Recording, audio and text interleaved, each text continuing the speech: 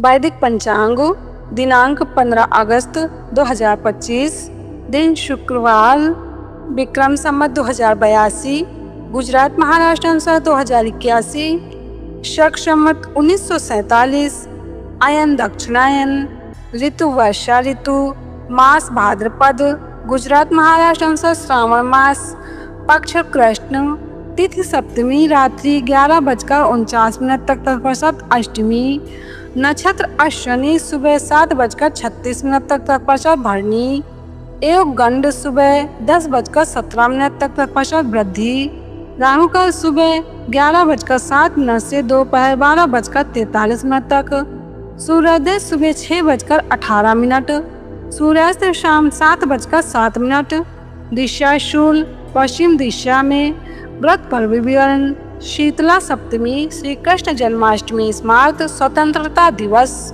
विशेष। सप्तमी को ताड़ का फल खाने से रोग बढ़ता है तथा शरीर का नाश होता है। ब्रह्मपुराण ब्रह्मखंड। चतुर्मास के दिनों में तांबे व कांसे के पात्रों का उपयोग न करके अन्य धातुओं के पात्रों का उपयोग करना चाहिए। स्कंद पुराण में वर्णन है। चतुर्मास में पलाश के पत्तों की पत्तल पर भोजन करना पापनाशक है। वैदिक पंचांग जन्माष्टमी व्रत की महिमा 15 अगस्त 2025 शुक्रवार को श्री कृष्ण जन्माष्टमी स्मार्त एवं 16 अगस्त 2025 शनिवार को श्री कृष्ण जन्माष्टमी भागवत। भगवान श्री कृष्ण युधिष्ठिर जी को कहते हैं 20 करोड़ एकादशी व्रतों के समान अकेला श्री कृष्ण जन्माष्टमी व्रत है।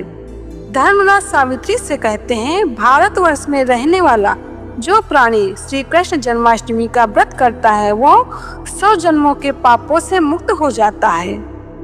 स्रोत ऋषि प्रसाद। वैदिक पंचांग 4 रात्रियां विशेष पुण्य प्रदान करने वाली हैं। दिवाली की रात, महाशिवरात्रि की रात, होली की रात और कृष्ण जन्माष्टमी की रात। इन विशेष रात्रियों का जप तप जागरण बहुत पुण्य प्रदायक है। श्री कृष्ण जन्माष्टमी की रात्रि को मोहरात्रि कहा जाता है। इस रात में योगेश्वर श्री कृष्ण का ध्यान, नाम अथवा मंत्र जपते हुए जागने से संसार की मोह माया से मुक्ति मिलती है। श्री कृष्ण जन्माष्टमी का व्रतराज है। इस व्रत का पालन अवश्य करना चाहिए। शिव पुराण कोटि रुद्र संहिता में वर्णन है।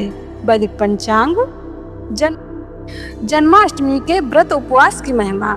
जन्माष्टमी का व्रत अवश्य रखना चाहिए, बड़ा लाभ होता है।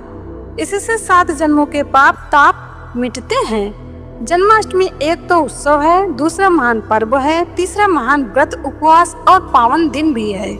वायु पुराण में और कई ग्रंथों में जन्माष्टमी के दिन की महिमा लिखी है। जो जन्माष्टमी की रात्रि को उत्सव के पहले अन्न खाता है, भोजन कर लेता है, वो नराधम है, ऐसा भी लिखा है।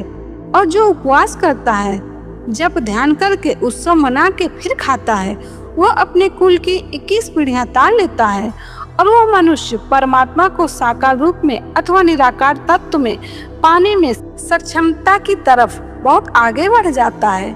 इसका मतलब यह नहीं कि व्रत की महिमा सुनकर मधुमेह वाले या कमजोर लोग भी पूरा व्रत रखें। यथासंभव व्रत भी कर सकते हैं। बालक, अति कमजोर तथा बूढ़े लोग अनुकूलता के अनुसार थोड़ा फल आदि खाएं। जन्माष्टमी के दिन किया हुआ जप अनंत गुना फल देता है। उसमें भी जन्माष्टमी की पूरी रात जागरण करके जप ध्यान का विशेष महत्व है। जिसको क्लीम कृष्णाय नमः मंत्र का और अपने गुरु मंत्र का थोड़ा जप करने को भी मिल जाए, उसके त्रिताप नष्ट होने में देर नहीं लगती। भविष्य पुराण में वर्णन है कि जन्माष्टमी का व्रत संसार में सुख शांति और प्राणी वर्ग को रोग रहित जीवन देने वाला, अकाल मृत्यु को टालने वाला, गर्भपात के कष्टों से बचाने वाला तथा दुर्भाग्य और कलह को दूर भगाने वाला होता है। स्रोत ऋषि प्रसाद। वैदिक पंचांग संपादक अंजनी बहन नीलेश ठक्कर। वैदिक पंचांग प्रकाशित सूरत शहर गुजरात। वैदिक पंचांग